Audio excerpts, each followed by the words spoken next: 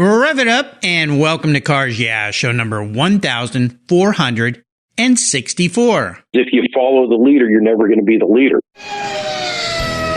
This is Cars Yeah, where you'll enjoy interviews with inspiring automotive enthusiasts. Mark Green is here to provide you with a fuel injection of automotive inspiration.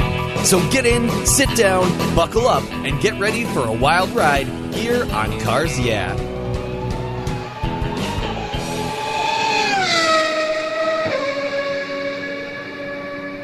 Hello, inspiring automotive enthusiasts, and welcome to Cars Yeah. I am revved up and so excited today to share with you a very special guest, Steve Matusek, who'll be calling in from Lenexa, Kansas. Steve Matusek is the founder of Aeromotive, a company he started in 1994. He and his business partner, Jack Hylton, focus on fuel delivery components through technology and engineering. Both are racers, and their products are conceived on the racetrack. Through relationships with their racers, customers, manufacturers, they identify challenges and create solutions that turn them into products. Steve has a background in aerospace industry, and he set up Aeromotive to supply the same materials and practices that they use in that industry on his components, which sets them apart from their competition. He's the son of immigrant parents, and he is an all-American success story. We'll be back in just a minute to introduce Steve, but first, a word from our valued sponsors who make Cars Yeah possible.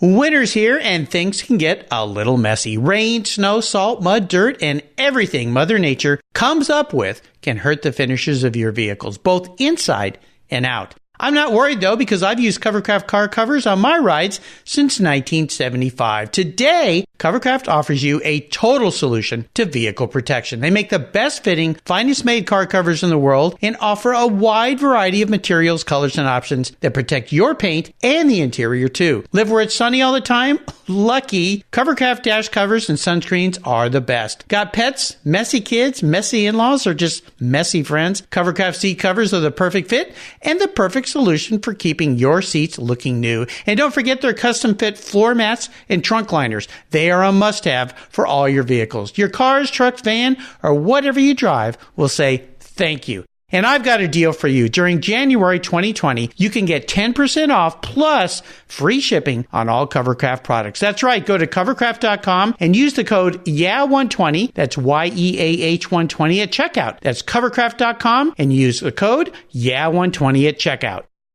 Hey, Cars Yeah race fans. Andy Collins, owner of Armadillo Racing, is a past guest here on Cars Yeah. Last year, I was honored to be a speaker at his high-performance racing seminar, and having attended, I can tell you it's an invaluable learning experience if you love to race. This year marks the 25th anniversary of Armadillo's high-performance racing seminars, and it takes place Saturday, February 8th in Tacoma, Washington. For your seminar fee, you'll spend a day with 4 of racing's premier professionals on how to improve your driving and much, much more. This year's outstanding speaker lineup include Jacques Delary, PhD, world-renowned high-performance driving and life coach, Jeff Braun, a race engineer with a history at Core Racing and IMSA, Ross Bentley, top driving coach, author of world-renowned Speed Secrets and a fellow podcaster, and Dan Davis, retired director of motorsports for Ford Motor Company. All of these incredible racing experts are past guests here on Cars Yeah. As an added bonus for Cars Yeah listeners, you'll get to join these speakers at the Friday night reception at the incredible LeMay Car Museum for free. That's right. It's a $50 value if you sign up by January 15th. What a deal. Go to Armadillo Racing's website and register. That's armadilloracing.com. Steve, welcome to Cars Yeah. Are you buckled up and ready for a fun ride? I am, Mark. I appreciate the opportunity and looking forward to it. We'll have some fun. Do me a favor, say hello to the Cars Yeah audience and tell them just a little bit about yourself and your business. Again, my name is Steve Matusek. I grew up right outside of Pittsburgh, Pennsylvania. Growing up, our weekends consisted of going to the racetrack. So our summer vacation every year used to be going to the U.S. Nationals in Indianapolis. To me, that was a way of life. And, you know, having immigrant parents and having my father from Hungary and my mother from Poland, you know, it was a strict upbringing, but didn't have a lot of room to make any choices. From that standpoint, I was told that I'm going to go to college, and I was told that I'm going to get an engineering degree, and I was told, you know, that this is going to be my way of life. And I work for an aerospace company. And all I can tell you is that I went through that whole process and I wasn't really thrilled about it. I wasn't thrilled about the Friday night bowling league. I wasn't thrilled about having my own cubicle. It sounds exciting, but it wasn't my passion. My passion were cars, was speed, and took all of that education and all of that background and decided to, write a business plan and create a company in the performance automotive aftermarket.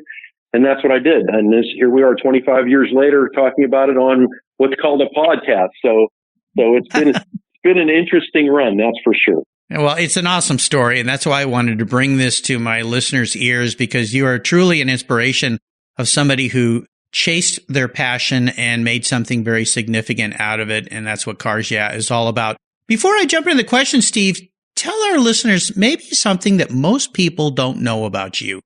I think we touched on that a little bit, is that I am first generation.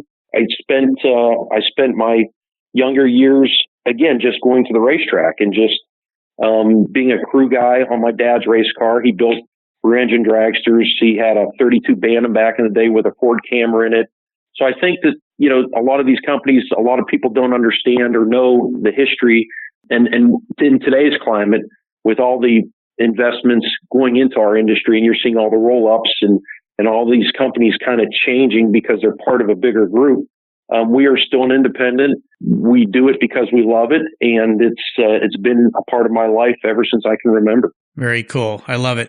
Well, as we start on this journey about you, Aeromotive, and what you've done with your life, I want to first ask you for a success quote or a mantra, some kind of saying that's been instrumental in your life and your success. It's a nice way to get the inspirational tires turning and the fuel get fed in your case. So, Steve, take the wheel.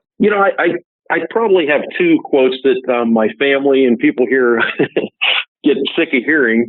One of them is, the lazy man works the hardest.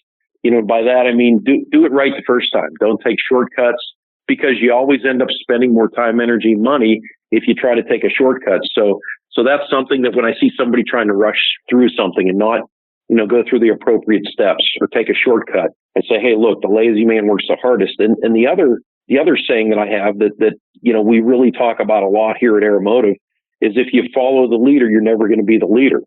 And that's something that, I've done throughout my entire career, whether it be with a new product, with the business, with family life, or even on our racing programs. We've always gone a different direction than everybody else. We've always tried different things, different power plants, different combinations, because again, I mean, we just are trying to push the limit. And if you want to be number one at anything, it's good to have inspiration from people that have, gone through that same type exercise that you have gone, or have charted a path, but don't follow them. I mean, learn from them, be innovative, be different, and don't follow the leader. So those are probably the two mantras that I live by. No, I love those. And it's funny how with your first thought there, that there's always time to fix a mistake, isn't there? So why isn't there time to do it right the first time? So yeah, that makes truth here. I had Rob Dickinson, who started the Singer Porsche Redefined business. And in his conversation with me, he talked about where his slogan came from. Everything is important. And when they built that first car, he came back at night and the whole shop was empty, and he's walking around. And he just was starting to notice a lot of little things that weren't done right, maybe were rushed through a little quickly, and just started circling everything. And then he got so angry, he took a spray can and wrote on the wall, everything is important. And when the crew came in the next day, they had a very serious talk, and that defined the company Singer moving forward. And even today, you see that slogan on the door sills of those. I call them lottery cars, because whenever I waste $1 on a lottery ticket, I write the word Singer on the back of it, because I would love to have him build me a car someday. But very cool. Well, I love those. Those are great inspirational quotes. I would love for you to kind of start our show here by talking a lot more about Aeromotive, this company that you and your business partner have created. Now, we're in the new year, 2020, which is hard to even fathom, a new decade. I mean, what happened to my life? It's moving by so fast. What has you excited and fired up now with your company, Aeromotive?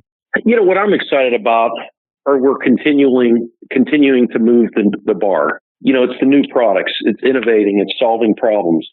I have a unique situation with my partner because Jack Hylton, who is my partner, is not really an enthusiast per se. He's more of the man behind the scenes, the operational guy, the banker. He pays attention to finance. So what I get excited about is R&D. He figures out how to make the money. I figure out how to spend the money. But nice relationship there. Well, it's a great relationship. One of the things, I'll give you a little story, and it's a great story, is that I went into his office a few years back, and his office, the wall was right next to where we had a fuel pump test stand, where every pump that we put in a box gets tested for pressure, flow, current draw, leakage, so on and so forth. Then we date stamp and put them in a box and out the door. Hopefully out the door they go. So I walked in his office and constantly hear the buzzing of the test stand. And I walked in there and it was kind of quiet. And I looked at him and I said, doesn't that noise bother you? And he looks at me and he goes, nope, sounds like money to me. So that was, when something's in production, I kind of get bored with it unless we can make improvements on it. I'm off trying to climb that next mountain. And we have some really exciting products this year where we're moving the needle. We're changing the perception of what people think you can do with electronic fuel pumps and fuel delivery and reliability and hot fuel handling. And I think that's what keeps us on top is we constantly are trying to better ourselves. We're competing with ourselves. We're not really, in my mind, competing with anybody else, but we always challenge ourselves to come out with a better product or solve another problem. Very cool. Your story reminds me, I got to visit a very high-end restoration shop, and they had just bought their first CNC machine. And he brought me over to the machine. He said, listen to this. And he turned it on. I'm like, okay, that's cool. And he said, you know what that is? And I go, well, it's a CNC machine. He goes, no, it's a money-making machine. Every time it comes on, it makes us money. Yeah, we have another way to provide services and goods to our customers. So it sounds like you've got a great business partner there.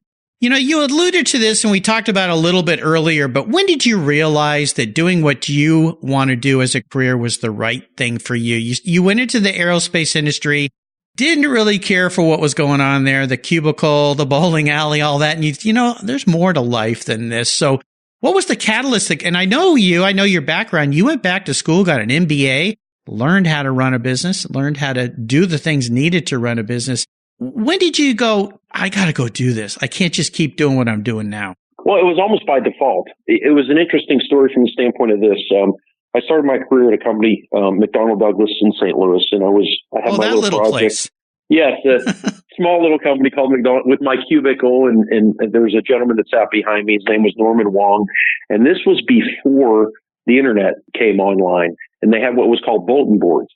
Norman would at night get on the bulletin boards and look them up. And I thought he was nuts because I'm like, you're just wasting your time getting on these bulletin boards and doing this. And he was your stereotypical book smart engineer and loved that stuff. And I wasn't that guy. I was an engineer, but I was more applications minded.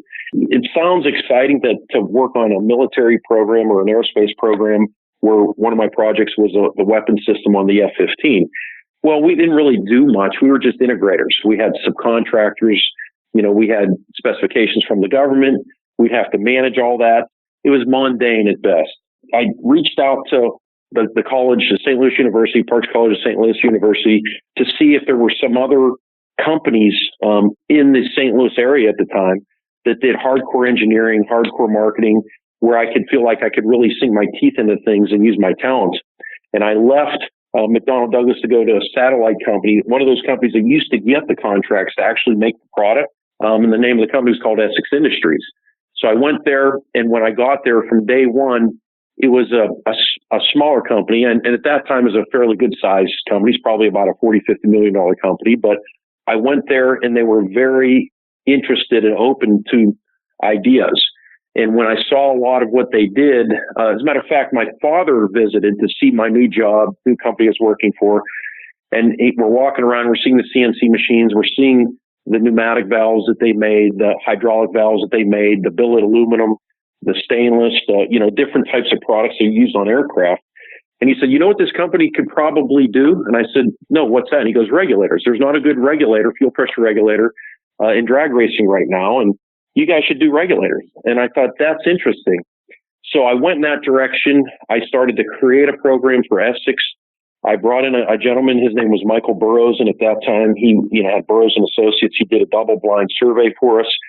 We started to look at what that company was good at and what's needed in the performance aftermarket. And he said, I got a guy I wanted to introduce you to that can help you through this process, because he's really smart and he's progressive and he's really engaged in the performance aftermarket right now. And his name is John Lingenfelter. And I kind of chuckled. Gosh. I chuckled because John Lingenfelter to me was just a drag racer. I knew John. John used to race the same track my father did. He raced a class called Competition Eliminator. Well, from the time that I started my education, I got out of drag racing. I was kind of detached from it. And I didn't realize that through my education and then into my young career that he, really started to catapult, and he started doing the Corvettes, and he had his own company and things like that. So I kind of lost touch with him. So then I re-engaged with John and we went after fuel systems. It was exciting because we had our first press conference at the B2 Final Assembly Facility in Palmdale, California. So it was a secret facility. We went there. There were like 23 different editors from different magazines that were there. And we had a great press conference and everything was going in the right direction. And I was excited because I was getting back into automotive racing, things like that. The negative to that was at that point in time, there was a decline in a lot of military spending, and the aerospace industry was on decline. And this was in like 1992, I believe.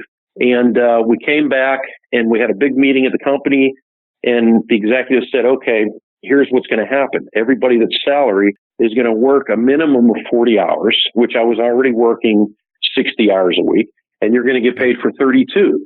And at that time, it just so happened that my wife was home and she gave up her career and she was watching our children. She was bringing in a couple of kids, every day to babysit so that we could help make ends meet. I was going to school for my MBA at nights, and we just started learning about venture capital, about other people's money. So I came home from work and I didn't want to tell my wife that I just got a haircut with my salary. I felt like I wasn't in control. And I came home and I said, okay, here's a situation. Company's struggling. The industry's tough. Oh, then they also wanted to pull me back into aerospace. They wanted to quit funding the new products for the automotive division. So I came home, explained it to my wife. She looked at me and said, you know what? You should do this on your own. You're doing it anyway. You should just go off and do it on your own. And I looked at her and I said, that's not a bad idea. And I sat down that night and started writing a business plan in order to get venture capital to start my own company and buy that assets from that industry or that company and fold it into my own entity that I was in control of. Lo and behold, I was successful. A year and a half later, 2 years later, it got funded by the Kansas City Equity Partners, relocated to Kansas City, and here we are 25 and a half years later. Wow. Well, brave and bold move, and I know that you and your partner have since bought out that investment company, so it's all yours now. Is that right? Yeah, what happened was I moved to Kansas City in 1994, and at that point in time, I was the only owner of the business. And what our concept was to do private label design work and manufacturing, and then sell to existing brands because I got a taste of what it cost to create a brand when I was at Essex. And I figured that, hey, my use of capital was better spent in teaming up with certain entities, doing things for them, letting them take it to market, and us just getting paid for a product by product type basis for our work. Yeah. And then in that process, I think it was in 1995, I ended up meeting Jack, and Jack bought his CNC shop from his father. And he was a vendor of ours. So we were just vendor customer. He was working on some other things. He was an ex-banker. He was trying to get more involved in a marine product for Brunswick. It was a power steering unit for bass boats, things like that. So he bought the company from his father. He was also doing some contract manufacturing. Well, that particular business didn't work out. Now he looked at that saying, well, I don't want to be a company that has contract manufacturing like my father. I wanted a proprietary product. Aeromotive at that time, we had a proprietary product. He said, hey, why don't we put these two entities together, put the venture capital in the back seat, and make a run at this? And I said, that sounds like a great idea. So in 1997, we put the companies together. And then the venture capital had a great story to tell. They said, hey, look, we got a company 3 years old, was a clean sheet of paper company. Now it's 19 CNCs, this bank of business, this many people, so it was a win-win-win for everybody involved. And then in 2001, we used the CNC shop. We sold that as an ongoing business. And we used the proceeds from that to buy out our venture capital. So in February of 2001, we bought out our venture capital. So we basically had to pay for our past sins a lot. I mean, you go in, you have venture capital, then we use bank debt to, try to buy out our, and by the way, when you sell a business, the IRS doesn't care what you use the proceeds for. They just know that you sold the business, right? So, right. So yeah, the after-tax dollars that were left weren't enough to keep the business humming and pay off our venture capital guys. So then we incurred bank debt, and my partner still had debt on the books for his father because he bought his CNC shop, even though we didn't have it anymore.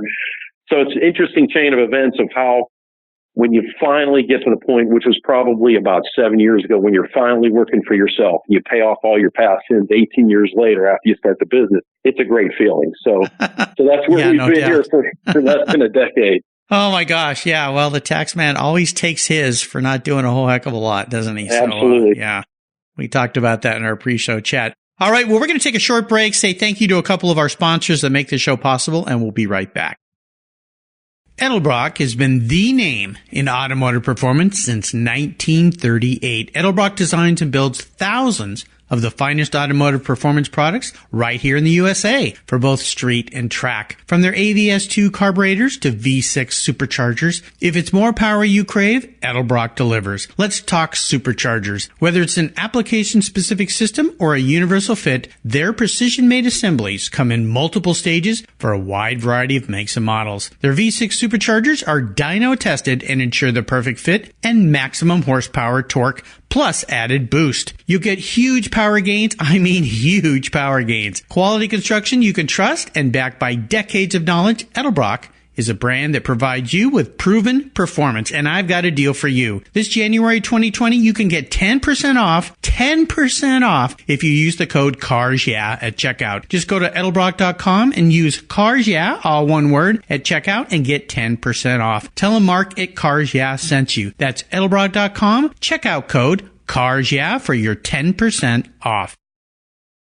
My favorite collector car magazine is Keith Martin's Sports Car Market. I've been a subscriber for decades. Sports Car Market is the Wall Street Journal for the enthusiast and the collector. It's your monthly must-read whether you dream of owning a collector car, have 2 cars, or 200. Sports Car Market has been around for 31 years, and it's filled with valuable articles, intelligent write-ups, and the latest auction sales. Go to sportscarmarket.com and subscribe today. Plus, you'll get the exclusive SCM guide to restoration shops included for free. At checkout, use the code CARSYEAH and receive a 50% discount on your digital subscription. It's an exclusive offer from me here at Cars Yeah. I'm Mark Green, and I love Sports Car Market magazine.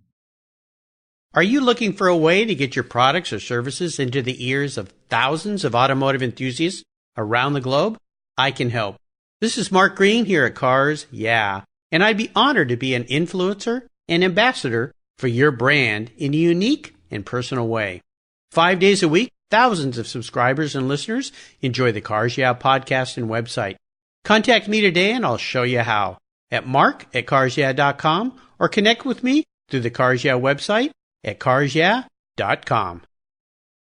You take care of your cars, but who takes care of your investments? Tune-ups aren't just for engines. Updating your financial plan is important too. Your GPS may take you from A to B, but it won't help you on the road to financial freedom. For that, you need a good co-pilot and a very trusted advisor. Chris Kimball, CFP, is just the man for the job. He'll guide you down that road without driving you crazy. For over 25 years, Chris has helped people just like you and me with their financial planning and investments. With a master's degree in financial services, he is eminently qualified, and he's a car guy too. Learn more at chrisvkimball.com or call 866-ON-A-PLAN. Securities through Money Concepts Capital Corp. Member FINRA SIPC. CK Financial Services is not affiliated with Money Concepts Capital Corp. All right, Steve, you've shared a lot of ups and downs and trials and tribulations. I'd love for you to share one great challenge you've faced with this business or even a big failure, but more importantly, what was the learning lesson and how did you overcome that and come out in a positive way on the other side? Well, I mean, every day is a challenge, and you can't sweat the small stuff, right? I mean, I've learned a long time ago that you control what you can and what you can't. You just don't worry about it. I mean, you got to keep, the goal in focus. You got to keep striving to achieve certain milestones, and you can't force it. I mean, if something's not meant to be, you got to be. It can't be an invented here syndrome. It's got to be, okay, we tried it, it didn't work. There's always something else you could work on. There's always another opportunity. So don't be stubborn. You got to be nimble and flexible, and you got to control what you can. So those are just simple lessons that I learned that, make it a lot easier to either fish or cut bait when you're looking at, what products or what markets or what, industries you want to get into. What's a tipping point that you could describe to somebody that, because a lot of folks that are very detail oriented do sweat the small stuff. And then sometimes that gets in the way of them climbing up on the mast and pointing the company in the right direction. They're too busy rowing down in the galleons there with the rest of the folks that are trying to get things done. What's a tipping point example you can give of something that you go, you know what, we need to move on. We got to stop digging this hole or we're not going to be able to climb out of it. Well, that's hard to say because there's so many every day, you have to make decisions. And yeah. I mean, we have right now 60 some ideas on the docket that we could create new products with. And sometimes you just have to be patient. Things will come to you. You have to be out there looking.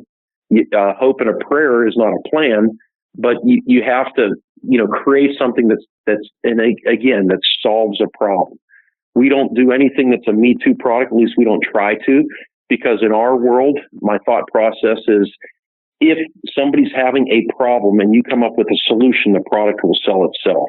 And it's just that simple. Now in the age of counterfeit product and a lot of other companies trying to knock you off and do things that you do, they don't really know why that product was invented in the first place. So again, we really try to focus on what's the problem. And if we create self-imposed expectations, or if we think there's a problem, or if we want to, build features instead of benefits, our company's big on focusing on benefits and not features or gimmicks, then that's a problem. And then those are things that it's easy to say, well, you know what, that's not really an interesting project or product because, yeah, maybe you can make some money on it short term. But I like products we have products that we developed in 1994 that we still get orders for today. And that's because, again, they solve problems. So those are the kind of things that they have depth, they're tangible, they're real, and that's what we like to focus on. And then when you get to the point where you feel like, you just self-impose the specification and you think something will work and you think it has certain features. I'll give you a perfect example. We came out with a diesel pump, and I call it the Edsel. It's a diesel lift pump. And we did our due diligence, and we felt like we solved everybody's problem. And one of the expectations was that this particular industry doesn't care much about price. They just want to solve problems. Well, this thing did everything.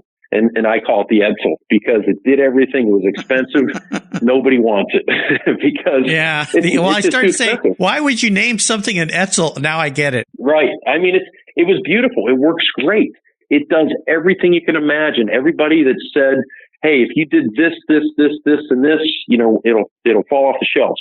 Well, what we weren't told is because we weren't really in touch with that market is that you can't have something that's 3 times more than the competitors and sell it because that's the tipping point.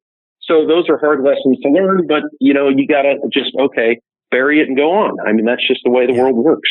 Golden nugget here obviously is, and we hear this a lot, discover what people's needs are and fill that need. And a funny thing came to mind while you're describing that. I think back to McDonald's, and you think of people didn't even really know that they needed fast food.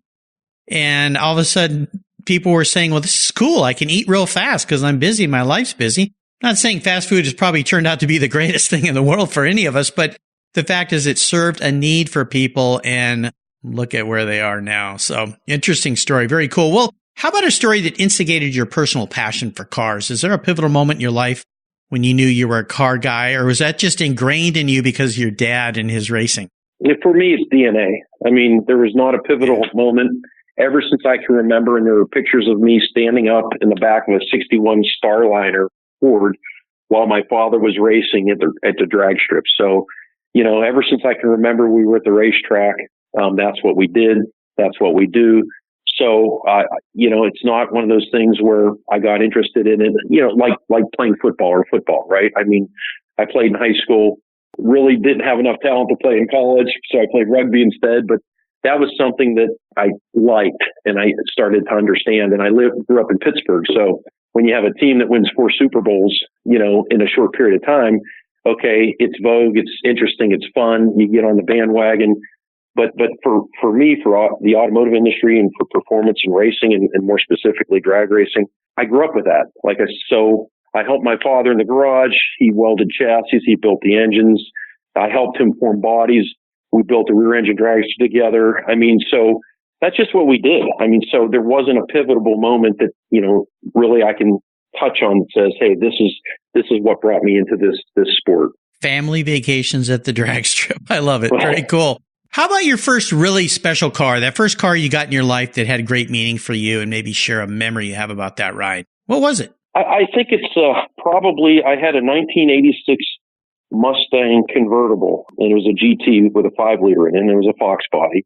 And when I was at that company prior to starting the business, that was kind of my dream car. And that was a third car for my wife and I. And even though, we were kind of strapped and we weren't doing that well, it got an inheritance from one of my grandparents that unfortunately passed away. So I used that to purchase this vehicle. And again, that was my dream car back then, because when I grew up, I had a 69 Mustang with a 302 in it. My brother had a Mach 1 with a Cobra Jet in it. But I just always liked Mustangs. And what was really neat about this car is it's only got like 60,000 miles on it now. So when I got it, had very few miles, never drove it, just, drove it around the block or to the ice cream place with my wife and kids. But then that car, when I started Aeromotive, was the catalyst for project vehicles. That particular car, everything we developed for the Fox body Mustang ended up in that vehicle. At one point, we developed fuel systems, and the way that worked back then was that we were trying to put our A1000 fuel pump on a street-driven car, because when we started the company, it's like, hey, here's a big fuel pump, has a dash 10 in and out, good luck, install it on your car. And then we started to realize that, okay, it's not the product integrity that's a problem, it's misapplication, misinstallation. So then we started to expand to, okay, we got to do the right filters, and you got to have a column of fuel at the inlet of the pump, and you got to worry about hot fuel handling. So by default, it's like, okay, now we got to figure out how to develop the tank that can feed the pump so the pump can push the fuel into the engine. So with that particular car, we sumped the tank, we put the pump on it externally. My dad and I really worked on the car, figured out how this would all be packaged and work. And then we backed into the engineering side of it. We said, okay, it'll work. Here's the application. Now let's back into it with the drawings, the bill of material, get the appropriate inventory, and create a part number. So, and then it's like, okay, let's up the horsepower. We're pretty close with ATI ProCharger. Put a ProCharger on the car. So then we had to change the compression in the engine and put a ProCharger on it. We tried that. And then we started to come up later on with our in-tank pumps. So then we put an in-tank pump in the gas tank, removed the sump tank, removed the A1000, put an in-tank pump. And then we evolved it to OE replacement type tanks with our bigger pumps in with the phantom in them. So again, one thing after another, that car was always our project vehicle. It started off being my prized possession, but it turned into part of our R&D that was invaluable in understanding and testing some of our designs to make sure that they were credible. So that's probably why it was, one of my most favorite, most memorable cars. Well, yeah. And what's really great about this story? I'm thinking of your grandparents that left you that inheritance so you could buy that car. Basically, they left you seed money to help expand your business, which supports your family, your employees' families, and makes customers happy. So, man, that's got to put a big smile on your face. That's awesome. That's an interesting way to look at that. I'd never looked at it in that manner, but that truly is an interesting way to look at that. Absolutely. That's the way I saw it the whole time you're displaying it. Is you've got your wonderful grandparents up there in heaven looking down with a big smile saying, nicely done, grandson. Nicely done. So very cool. Well, here's a very introspective question for you, Steve. If you woke up tomorrow and you were manifested as a vehicle, what would Steve be and why? Well, I think I'd be reincarnated because this happened to me in a few years back. But I think I would be a turbocharged clutch car with a Liberty 5-speed. The reason I say that is back in the early 2000s, we put a Ford modular engine. It was a 5.4 liter modular engine into a chassis built. It was built more like a Pro Stock car than a Pro Mod car, and we had a Liberty 5-speed in it. And when we came out with that combination, people just looked at us like, why in the world would you work that hard on a 4-valve per cylinder modular engine, with a clutch in it, and try to race against 800 cubic inch nitrous cars and roots blown cars and things like that? And the response was because nobody's done it, because we think there's an opportunity and we're trying to blaze our own trail. Even today, that car, and I'd like to go back to something like that because that car defined who we are. It defined that we think outside the box. We have a plan. We have a vision. We go ahead and activate the plan and we follow through. And it was a successful program to the extent that that particular car got the attention of some Ford executives. And when we were campaigning that car without any help from Ford, we did it on our own because, again, my dad was a true blue Ford guy back in the day, and I was a Ford guy, and this was a neat package that we got the attention of some Ford executives, and they helped us out with when they came out with the new Pro Stock engine combination. They gave us the cylinder heads and a block and a body so that we could now elevate our program into the NHRA program to what it is today. And also got us involved with the Cobra jets, and we're OEM on all the Cobra jets that roll off the assembly line. So taking some of those things where we really were innovative and we took things that were relevant to the consumer, and having a big company like Ford recognize that allowed us to get exposure that grew our business. And then the Cobra jet program turned into the COPO program, turned into the Drag Pack program. So again, those activities, we didn't know it back then, but those were truly instrumental in helping us get to the level of where we're at today. Awesome. What an answer to a somewhat unique question. That's great. I love it. Well, we're entering what I call the last lap, or the last run in your case of a dragster. I'm going to fire off a series of questions and ask you to give our listeners some quick blips of that Mustang drag throttle. So here we go. Would you share one of your personal habits that you believe has helped contribute to your successes over the years?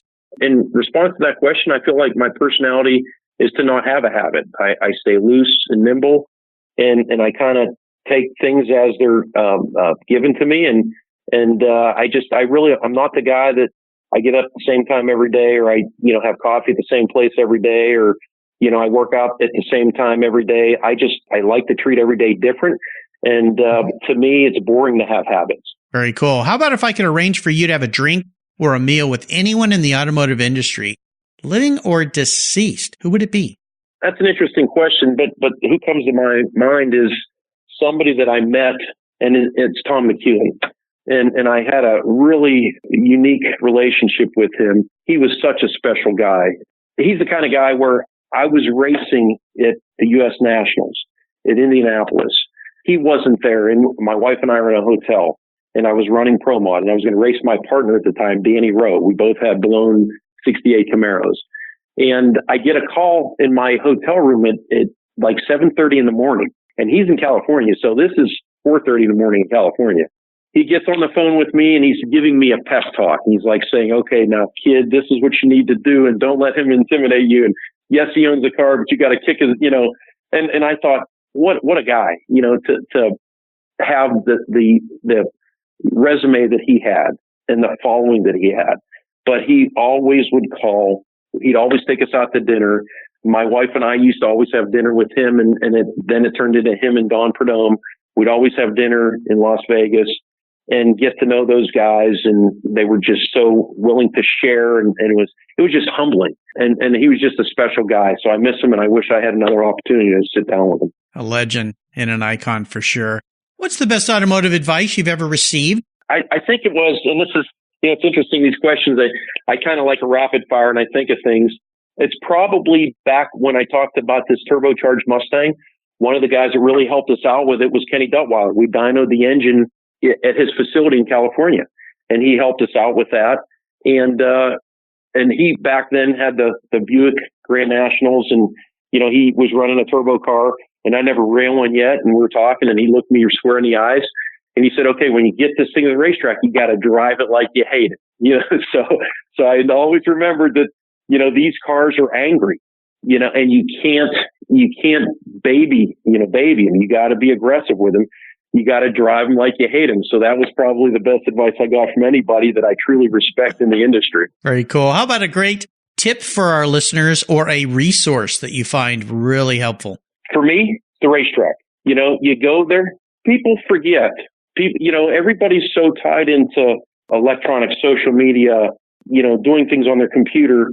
But to experience the passion of what we do and how we do it, I think the best place to go to is the racetrack, because it stimulates all of your senses, and it's where you learn. And you go out there, you experience it yourself. You have the trials and tribulations. It's hard work, but you solve problems. And for me, going to the racetrack is the most invaluable place that you could be on the planet in order to truly engage in this industry. Application. How about a book? Is there a book you've read you think our listeners would benefit from? I used to read a lot more than I do now. I read several of the books in the O'Reilly series, the O'Reilly killing books, Killing Kennedy, Lincoln, Reagan, Jesus, Patton. I read all those books, and I love biographies. I love real people. I don't like fiction. I like knowing how people got to where they're at. What they think about, what their experiences were. So I really enjoyed those books because, for the most part, they were biographies. And you got a sense and a feel for, the challenges that everybody has in their life. And it helps you going through your life and understanding that, hey, you're not on an island. Other people think the same way you do. They've had the same experiences. And this is kind of what they did in order to solve some of these problems. So I really enjoyed those books, and it gave me an interesting perspective, and it helps me even today when I run into some challenging issues, whether they're personal or professional. Very cool. I'll remind our listeners you can find all these resources on Steve's very own Cars Yeah show notes page. Just go to carsyeah.com, type in Steve Matusek, Matusek. That's the spelling of his last name, and you'll find everything right there with quick, easy links to buy. All right, Steve. We're almost there. We're almost to the end of the dragway here. I have a question for you that can be a bit of a doozy, though. Today, I'm going to buy you a very cool collector car, something fun for you. Could be a race car if you want. Doesn't matter to me, but there are some rules to my game since I'm writing the check here today. You can't sell it to buy a bunch of other toys with or fund your business. So if you pick a Ferrari GTO, you got to live with that thing. Not a bad thought. You have to drive it or race it. No garage queens allowed around here, but it's the only cool collector car you can have in your garage. There's the kicker question. What can I buy you? Well, for me, that's easy. It would be a 70 Hemi Cuda. And the reason for that is, back in the day, my father was drag racing. He was always a Ford guy. He's teamed up with another guy with a front engine Logie style dragster I believe it was in 1971. They were going to put a Hemi in the car. So we had some friends, or he had a good friend that owned a salvage yard. Well, he ended up buying a 70 Cuda that was repossessed and a 69 Roadrunner that had a 383 in it. And the 69 Roadrunner was wrecked. So what he did is he took, and think about this in today's, how valuable those cars are. So he took the Hemi out of the Cuda, put it in the dragster, took the 383 out of the Roadrunner, put it in the Cuda, then sold the Cuda. So then that was his first Hemi. So to me, it's it would be good to have a car like that as a remembrance to my father, and it's nostalgic, and it would have true meaning as opposed to just saying, oh, that's a cool car and I like it because it goes fast. This is something that every day that I saw the car, and I have quite a few cars myself, and I don't have any hanger queens. I like to drive. I mean, I like nice things. I like to work on them. But to me, if you're not driving it, why have it? I mean, you can have a picture of a car. To me, that's the same as having a car that's a hanger queen. So yes, I would drive that thing. I'd work on it. I'd do things to it, but it would just, it would be very nostalgic for me. And where you want me to tell you where you need to send the check, or how's this going to? Oh, no, I've got your address. Don't worry. Yeah, it's in the mail. Perfect. Check's in the mail. Perfect. I got a lot of checks in the mail right now to about 1,464 people. So don't hold your breath, but hang in there. Hang in there. Right. Yeah, I'm working for you. What's funny to think about is that car over the years. I wonder how many people have owned it, and somebody ended up with saying, "How did this end up in this car? I wonder what the story is here." Yep. So every car has a story, as my good friend Joe Pepitone says. Listen, Steve, you've taken me on a great ride, all of us on a great ride today. This has been really fascinating. I want to thank you for sharing your amazing journey. Could you offer us, before I let you go, one little parting piece of wisdom or guidance before you rip off down the drag strip in that 1970 Hemi Cuda? I treat life, everything parallels racing, life, business. And I say this all the time, that if you have vision, if you can see it, it can happen. And by that, I mean, and I relate it to a car. When you get in your car, most people don't get in the car and just drive around aimlessly. You get in a car and there's a destination, there's a place you're trying to get to. Sometimes you're driving and sometimes the road's blocked, or you got to make a left or a right, or, there's some obstruction. But as long as you keep that vision, that goal, that destination in focus, you'll get there.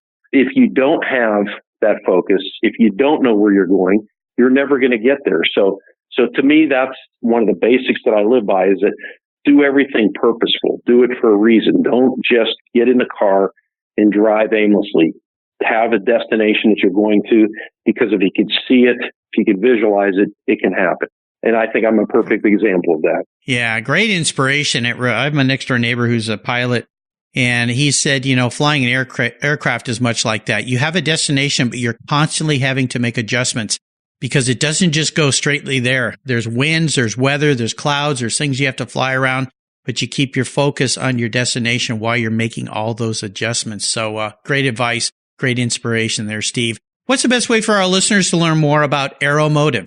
I think the best way is to come to our website, and that's aeromotiveinc.com, and that's aeromotiveinc.com. We're very good with updating it, communicating with, enthusiasts about what we came up with and why, and education. So probably our best method to get in touch with us. There you go. I'll make sure I put a link to that on Steve's show notes page again. And I want to do a shout out to the folks at Con Media for putting me in touch with Steve here. Luke Walsh and all the others there. Great company. They're always a good teammate for me, for aligning me with wonderful guests here. It's inspirational guests as Steve has been today. Steve, thanks for being so generous today with your time, your expertise, and for sharing your experiences with our listeners. Until you and I talk again, I'll see you down the road. Thanks, Mark. It's been a pleasure, and hope to meet you in person at the racetrack somewhere around the country in 2020. That sounds like fun. Hey, Mark Green here from Cars Yeah. Did you know you can now see me on the Cars Yeah TV show? It's a weekly visit to some of my past Cars Yeah podcast guests, and I take you along for the ride. You go behind the garage door and into their lives, their businesses, and you get to see what makes them successful. With tens of millions of viewers, Cars Yeah TV is making its mark. Cars Yeah TV is available on MAV TV and Lucas Oil Racing TV. You'll find MAV TV on Direct TV, Fubo TV, Fios by Verizon, or you can stream it through Lucas Oil Racing Television online. And they said I only had a face for podcasting. Thank you so much for joining us on today's ride here at Cars Yeah. Drive on over to carsyeah.com to find show notes and inspiring automotive fun. Download your free copy of Filler Up, a fun book filled with gorgeous photographs of fuel filler fun, including quotes from more inspiring automotive enthusiasts. Download your copy today, and we'll see you next time on Cars Yeah.